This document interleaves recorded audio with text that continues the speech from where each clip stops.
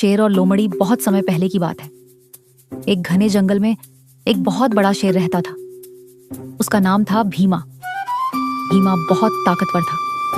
उसकी दहाड़ सुनकर पूरा जंगल कांप जाता था। हिरण भागते थे, बंदर पेड़ों पर छुप जाते थे और चिड़ियां चुप हो जाती थी। भीमा को अपनी ताकत पर बहुत घमंड था। वो सोचता था, मैं इस जंगल का राजा हूं, मुझसे ज्यादा होशियार कोई नहीं। लेकिन उसी जंगल में एक छोटी सी लोमड़ी भी रहती थी।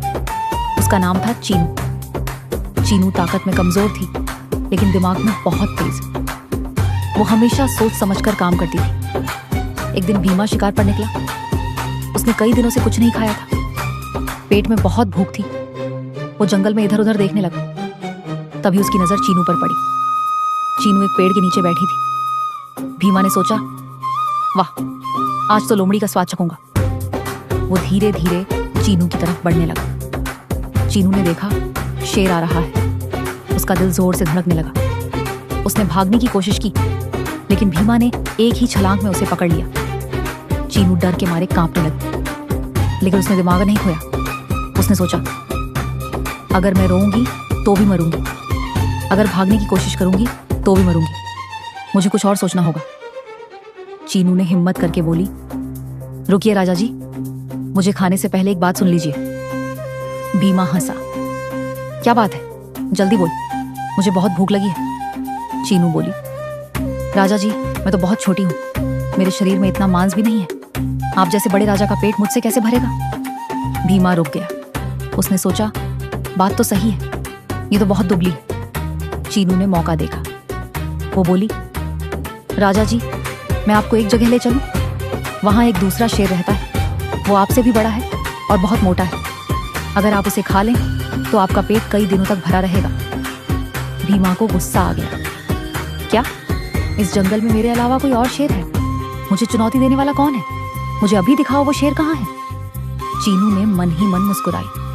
उसकी योजना काम कर रही थी। वो बोली, चलिए राजा जी, मैं आपको ले चलती हूँ। चीनू आगे आगे चलने लगी। भीमा गुस्से में पीछे पीछे। चलते चलते वो एक पुराने कुएं के पास पहुंचे। ये कुआं बहुत गहरा था। उसमें साफ शीशे जैसा पानी भरा था। चीनू रुकी। उसने कुएं की तरफ इशारा किया और बोली, राजा जी, वो शेर इस कुएं के अंदर रहता है, जरा झांक कर देखिए। भीमा कुएं के पास गया। उसने अंदर झांका और क्या देखता है, कुएं के अंदर एक शेर बैठा है। वैसा ही बड़ा, वैसी ही दहाड़ने वाला चेहरा, वैसी ही चमकती आंखें। भीमा गुस्से से दहाड़ा, गर्र, और कुएं के अंदर से भी दहाड़ की आवाज आई, गर्र। भीमा को और गुस्सा आ गया। उसने सोचा, ये मुझे चुनौती दे रहा है, मैं इसे अभी सबक सिखाऊंगा। उसने एक जोरदार छलांग लगाई, सीधा कुएं के अंदर, धड़ाम। भीमा कुएं के गहरे पानी में जा गिरा। उसने ऊपर निकलने की बहुत कोशिश की, लेकिन कुएं की दीवारें बहुत ऊंची थीं। वो बाहर नहीं आ सका। चीनू ऊपर खड़ी मुस्कुरा रही थी। भीमा नीचे से चिल्लाया, चीनू, मुझे बचाओ, ये क्या हो गया? वो दूसरा शेर कहाँ गया? चीनू ने हंसकर जवाब दिया, राजा जी, वो कोई दूसरा शेर नहीं था, वो तो पानी में आपकी ही परछाई थी। आपने अपनी ही परछाई से लड़ाई कर ली। भीमा को अपनी गलती समझ आई।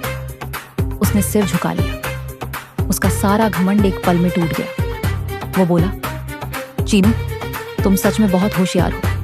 मैंने ताकत के घमंड में तुम्हें छोटा समझा था, लेकिन तुमने अपनी बुद्धि से मुझे हरा दिया। मुझे माफ कर दो। चीनू नीचे झुककर बोली, राजा जी, मैं आपको माफ करती हूँ, लेकिन एक बात याद रखिए, ताकत बड़ी चीज है, लेकिन दिमाग उससे भी बड़ा, और घमंड हमेशा हार का कारण बनता है। फिर चीनू ने जंगल के बाकी जानवरों को बुलाया। हिरण आए, बंदर आए, हाथी आए, यहाँ तक कि छोटी चींटियां भी आईं।